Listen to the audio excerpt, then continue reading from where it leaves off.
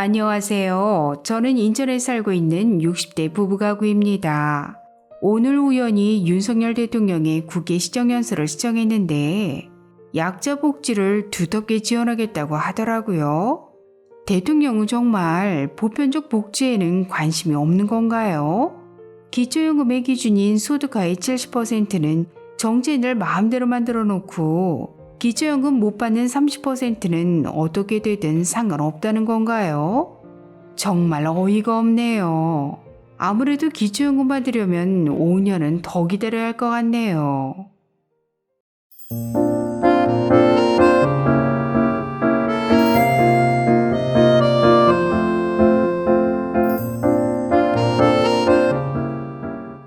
안녕하셨습니까? 행복한 인생의 맛 알베르토입니다. 지난 25일 윤석열 대통령이 국회 시정연설을 통해 재정 건전화를 추진하면서 약자 복지를 추구하겠다고 강조했는데요. 그렇다면 기초연금 40만원과 전체 지급은 어떻게 진행되는 걸까요? 오늘 아주 쉽게 설명해 드리겠습니다.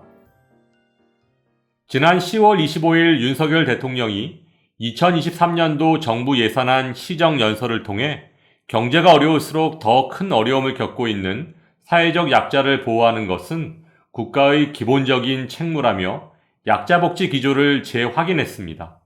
또한 윤 대통령은 이날 국회 본회의장을 찾아 우리 정부는 재정 건전화를 추진하면서도 서민과 사회적 약자를 더욱 두텁게 지원하는 약자 복지를 추구하고 있다고 강조했습니다. 이날 윤 대통령의 연설 내용을 세부적으로 정리해보면 1. 기준 중위소득을 역대 최대 폭으로 조정해서 4인 가구 기준 생계급여 최대 지급액을 인상함으로써 기초생활보장 지원에 18조 7천억 원을 반영한다. 2. 저임금 근로자 그리고 예술인의 사회보험 지원 대상을 확대해서 27만 8천 명을 추가 지원한다. 3. 장애수당을 8년 만에 처음으로 인상한다. 4. 발달장애인에 대한 돌봄 시간을 하루 8시간까지 확대한다. 5. 장애인 고용 장려금도 인상한다.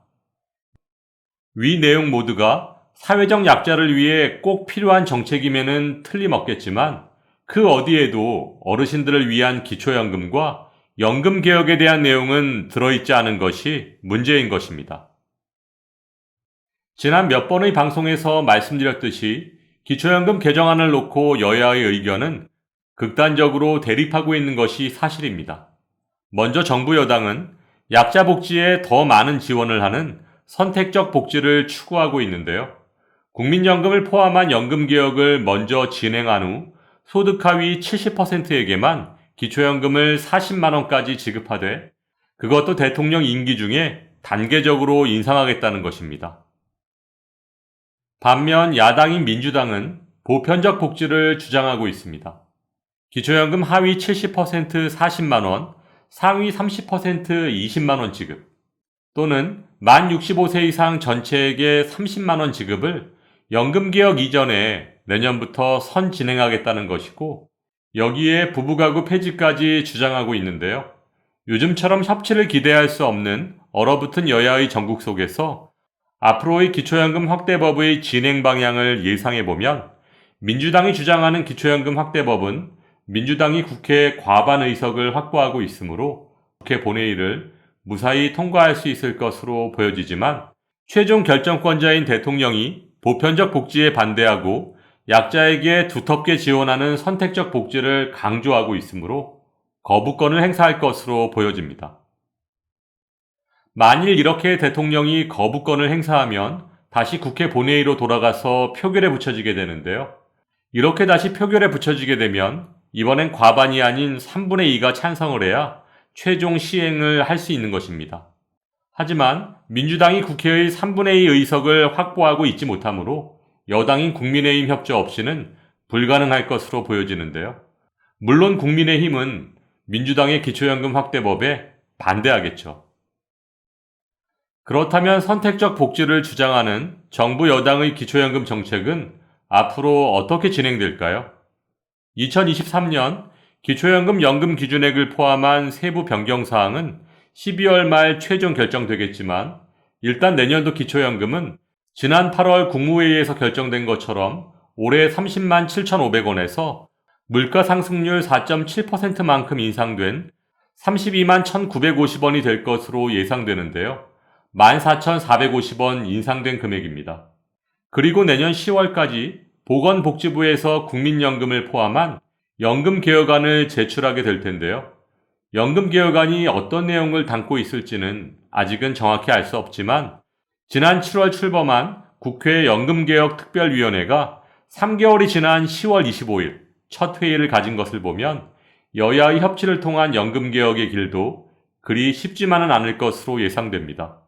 아무튼 연금개혁에 따라 달라질 수는 있겠지만 현재의 상황이라면 기초연금은 매년 물가 상승률만큼, 즉 2만원 정도씩 인상돼서 윤석열 대통령 임기 마지막 해인 2027년 간신히 40만원까지 인상될 것으로 예상됩니다. 이런 정부 여당의 약자 복지 강화, 즉 선택적 복지 기조 속에서 지난 10월 19일 60대 이상 어르신들이 주 회원인 대한은퇴자협회에서 기초연금에 대한 의견을 제시해 주목을 받고 있습니다. 그 내용을 살펴보면 기초연금 인상폭을 두고 여야가 상승분에 대한 정책만을 놓고 있는 가운데 지급 시기와 방법에 대해서도 신중하게 접근해야 할 것이라고 밝혔습니다.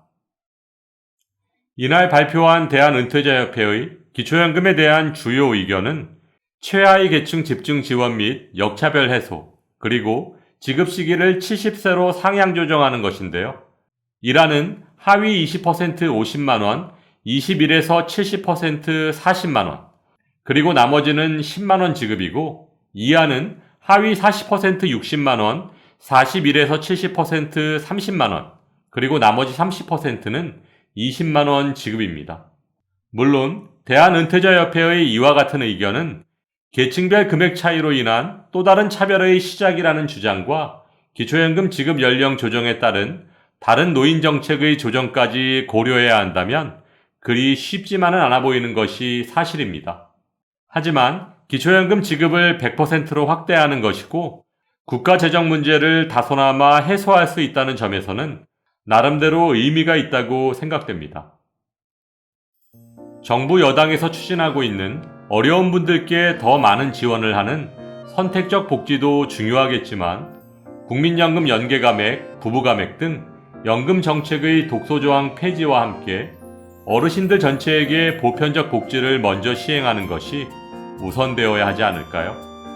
병사월급 200만원, 아동수당 100만원 지급은 보편적 복지로 추진하면서 왜 유독 어르신들이 기초연금만 선택적 복지를 고집하는지 이해할 수 없는 것이 사실입니다. 상식이 통하는 세상이 되기를 바라면서 오늘도 알베르토가 어르신들의 행복한 인생 2막을 응원하겠습니다. 행복한 하루 되세요. 좋아요, 구독, 그리고 알림과 공유는 좋은 콘텐츠를 만드는 힘이 됩니다.